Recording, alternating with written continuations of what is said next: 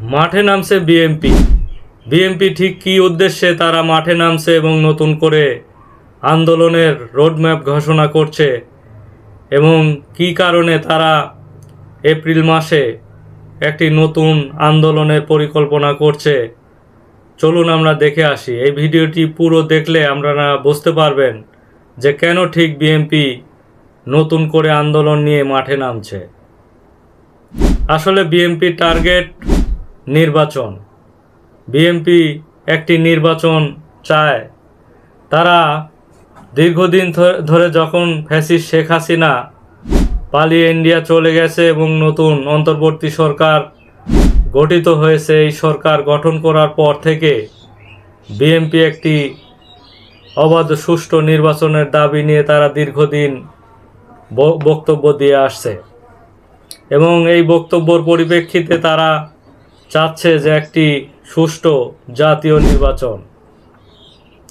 এর আগে আমরা দেখেছি যে রাষ্ট্রপতি শাহাবুদ্দিন চুপ্পুকে যখন অপসারণ করার দাবিতে ছাত্ররা বিভিন্ন আন্দোলন করছিল, তখন বিএনপি এখানে একটি বাধা হয়ে দাঁড়িয়েছিল। কেনই বা বাধা হয়ে দাঁড়িয়েছিল? তাদের বক্তব্য যে এটা আমাদের সাংবিধানিক একটি সমস্যা রয়েছে, এই কারণে এই মুহূর্তে যে আওয়ামী লীগের গঠন করা রাষ্ট্রপতি শাহাবুদ্দিন চুপ্পু, তাকে কোনোভাবেই অপসারণ করা যাবে না, কারণ এটি একটি সাংবিধানিক সংকট তৈরি হতে পারে। এই কারণে বিএনপি এই শাহাবুদ্দিন চুপ্পুকে পদত্যাগের দাবিতে তারা আন্দোলন করেনি, কিন্তু তারা চাচ্ছে যে একটি জনগণের ম্যান্ডেট নিয়ে দ্রুত একটি নির্বাচনের রোডম্যাপ ঘোষণা করতে চাচ্ছে এবং তারা এই অন্তর্বর্তী সরকারের কাছ থেকে একটাই দাবি যে সাংবিধানিক সংকট এবং জনগণের ম্যান্ডেট নিয়ে যদি কেউ ক্ষমতায় আসে, তাহলে তাদেরকে কেউ ক্ষমতা থেকে নামানো বা তাদের এই সরকারের বিরুদ্ধে কোনো কথা বলতে পারবে না। এই কারণে বিএনপি চাচ্ছে এই অন্তর্বর্তী সরকারের কাছে নির্দিষ্ট একটি নির্বাচনের তারিখ ঘোষণা, যার ফলে বিএনপি বিভিন্ন কর্মপরিকল্পনা গ্রহণ করতে যাচ্ছে সামনে।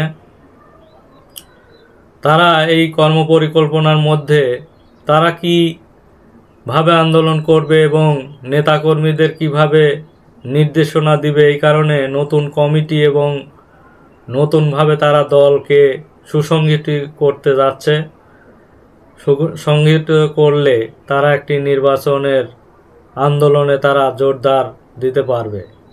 এই কারণে তারা এই দলকে সম্পৃক্ত করতে চাচ্ছে, জনগণকে সম্পৃক্ত এবং জনগণের মত যাচাই করতে চাচ্ছে। তারা শীঘ্রই একটি যুগপৎ আন্দোলনের পরিকল্পনা করছে। বিএনপির সঙ্গে যেসব জোট দলগুলো রয়েছে তাদের সাথে আলোচনা করবে এবং এপ্রিল মাসেই তারা মাঠে নামার একটি পরিকল্পনা গ্রহণ করছে। তারা এই মাধ্যমে বলতে চাচ্ছে একটি জাতীয় সংসদ নির্বাচনের মাধ্যমে ভোটের প্রস্তুতি নেওয়ার তারা একটি সিদ্ধান্ত নিচ্ছে এবং এর মধ্যে তারা মাঠ গোছাবে এবং কাকে কোন পদে কিভাবে সংসদ সদস্য হিসেবে তারা নির্বাচিত করবে, এই পরিকল্পনা নিয়েই তারা আন্দোলন করবে এবং তাদের একটি টার্গেট নির্বাচন।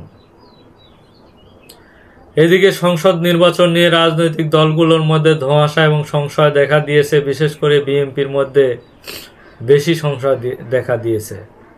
এ দলটি বারবার নির্বাচনের রোডম্যাপ ঘোষণার তাগিদ দিচ্ছে, কিন্তু নির্বাচনের সুস্পষ্ট সময়সীমা ঘোষণার দাবি জানাচ্ছে। তাদের তাগিদই অন্তর্বর্তী সরকার নির্বাচনের সম্ভাব্য সময়সীমা ঘোষণা করছে। সরকারের পক্ষ থেকে বলা হচ্ছে রাজনৈতিক দলগুলো সংক্ষিপ্ত চাইলে নির্বাচন ডিসেম্বরে হবে এবং যদি বৃহৎ চায় তাহলে তারা জুন অথবা জুলাইয়ের মধ্যে নির্বাচনী ঘোষণা করতে চাচ্ছে। বিভিন্ন এই বক্তব্যের কারণে বিএনপির সিনিয়র যুগ্ম মহাসচিব রুহুল কবির রিজভী বলেছেন, সরকার জনগণের কাছ থেকে স্পষ্ট নির্দিষ্ট তারিখ দিয়ে একটি নির্বাচনী প্রক্রিয়া তৈরি করবে, কিন্তু আমরা কখনো শুনিনি ডিসেম্বর, কখনো শুনি আমরা কখনো শুনি ডিসেম্বর, কখনো শুনি মার্চ এবং আবার কখনো জুন ধরে তারা বক্তব্য দিচ্ছে এই সরকার।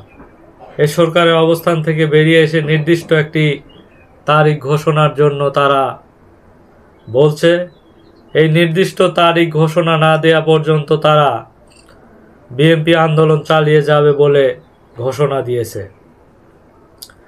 বিএনপি চেয়ারপারসনের উপদেষ্টা সৈয়দ মোয়াজ্জেম হোসেন আলাল মানবজমিনকে বলেন, বিএনপি বারবার বলছে জনগণের ভোট অধিকার প্রতিষ্ঠা এবং ফ্যাসিবাদের পূর্ণ জন্ম দিতে না চাইলে দ্রুত নির্বাচন দিতে হবে, কারণ সুষ্ঠু নির্বাচনের মাধ্যমে ফ্যাসিবাদের একদম পতন ঘটানো যাবে বলে মোয়াজ্জেম হোসেন আলাল মনে করে।